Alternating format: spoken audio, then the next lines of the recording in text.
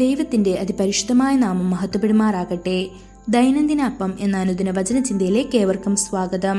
ഇന്ന് സംരക്ഷിക്കുന്നവൻ എന്ന വിഷയത്തെ ആസ്പദമാക്കി ചില കാര്യങ്ങളെ നമുക്ക് ചിന്തിക്കാം. അതിനാധാരമായ ഒരു വാക്യം വായിക്കാം. യൂദ 1 അധ്യായം 24 വാക്യം. വീഴാതെ വണ്ണം നിങ്ങളെ സൂക്ഷിച്ച് തന്റെ മഹിമാസന്നിധിയിൽ കളങ്കമില്ലാത്തവരായി ആനന്ദത്തോടെ നിർത്തുവാൻ ശക്തിയുള്ളവന്.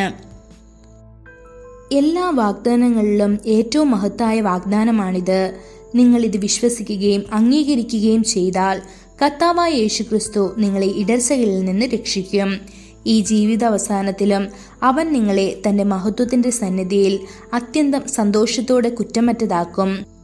സങ്കീർത്തനം 23 അധ്യായം 6 വാക്യത്തിൽ ദാവീദും സമാനമായ ഒരു വിശ്വാസ പ്രസ്താവന നടത്തി. നന്മയും കരുണയും എൻ്റെ ആയുഷ്കാലമൊക്കെയും എന്നെ പിന്തുടരും. ഞാൻ യഹോവയുടെ ആലയത്തിൽ ദീർഘകാലം വസിക്കും എന്ന്. മരണസമയത്ത് പല വിശുദ്ധരും പറയുന്നു, ഇതാ ഞാൻ ദൂതന്മാരെ കാണുന്നു. ചിലർ പറയുന്നു, സ്വർഗരഥങ്ങൾ സ്വർഗത്തിൽ നിന്ന് ഇറങ്ങുന്നത് ഞാൻ കാണുന്നു. യേശുവേ, നിന്റെ കരങ്ങളിൽ ഞാൻ എൻ്റെ ആത്മാവിനെ സമർപ്പിക്കുന്നു എന്ന് പറഞ്ഞുകൊണ്ട് ചിലർ തങ്ങളുടെ കണ്ണുകളെ അടയ്ക്കുന്നു. അവരുടെ അന്ത്യം സമാധാനപരമായിരിക്കും. വിശുദ്ധ ഗ്രന്ഥം സങ്കീർത്തനം 37 അധ്യായം 37 വാക്യത്തിൽ നിഷ്കളങ്കനെ അടയാളപ്പെടുത്തുക, നേരുള്ളവനെ നിരീക്ഷിക്കുക, എന്തെന്നാൽ ആ മനുഷ്യന്റെ ഭാവി സമാധാനമാണെന്ന് കാണാൻ സാധിക്കും. മാത്രമല്ല, യെശയ്യാവ് 57 അധ്യായം 2 വാക്യത്തിൽ നേരായി നടക്കുന്നവർ സമാധാനത്തിൽ പ്രവേശിക്കും, അവർ കിടക്കയിൽ വിശ്രമിക്കും എന്നും കാണാൻ സാധിക്കുന്നു. തന്റെ മരണക്കിടക്കയിൽ ദൈവത്തെ മഹാനായ മനുഷ്യൻ D.L. മോഡി പറഞ്ഞു, ലോകം അസ്തമിക്കുകയും സ്വർഗം തുറക്കുകയും ചെയ്യുന്നു. ഇതെന്റെ വിജയമാണ്, ഇത് എൻ്റെ കിരീടധാരണ ദിവസം. ഈ അവസാന വാക്കുകളോടെ അദ്ദേഹം സന്തോഷത്തോടെ കണ്ണുകൾ അടിച്ചു. എന്നാൽ പാപികൾ മരിക്കുമ്പോൾ അവർ അസ്വസ്ഥരാകുന്നു, അവരിൽ സമാധാനവുമില്ല. അവർ നിലവിളിച്ചുകൊണ്ട് പറയും, അയ്യോ, മരിച്ച ആത്മാക്കൾ എൻ്റെ മുൻപിൽ വരുന്നു.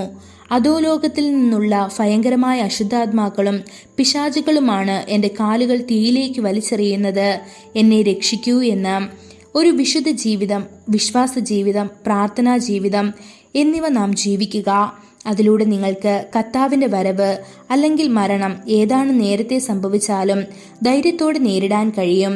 ചിലർ പറയുന്നത് ഞാൻ കേട്ടിട്ടുണ്ട്, കർത്താവിൻ്റെ വരവിനായി ഒരുങ്ങാൻ എനിക്ക് 6 മാസമെങ്കിലും വേണം. കുടുംബത്തിലെ എല്ലാ കാര്യങ്ങളും തീർത്ത് എൻ്റെ ജീവിതം ശരിയാക്കിക്കൊണ്ട് ഞാൻ കർത്താവിൻ്റെ സന്നിധിയിൽ പ്രവേശിക്കും.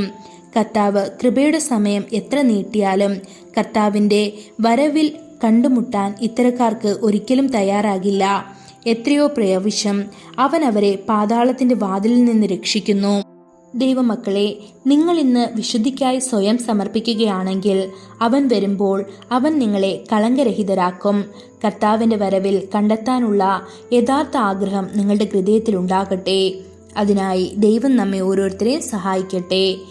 കൂടുതൽ ധ്യാനത്തിനുള്ള വാക്യം 2 തീമോഥെയോസ് 1 അധ്യായം 12 വാക്യം. അത് നിമിത്തം തന്നെ ഞാൻ ഇതൊക്കെയും സഹിക്കുന്നു, എങ്കിലും ലജ്ജിക്കുന്നില്ല. ഞാൻ ആരെ വിശ്വസിച്ചിരിക്കുന്നു എന്നറിയുന്നു. അവൻ എൻ്റെ ഉപനിധി ആ ദിവസം വരെ സൂക്ഷിപ്പാൻ ശക്തനെന്ന് ഉറച്ചുമിരിക്കുന്നു. ഇന്നത്തെ ബൈബിൾ വായന രാവിലെ 2 ദിനവൃത്താന്തം 28-29 അധ്യായങ്ങൾ, വൈകുന്നേരം യോഹന്നാൻ 17 അധ്യായം. ആമേൻ.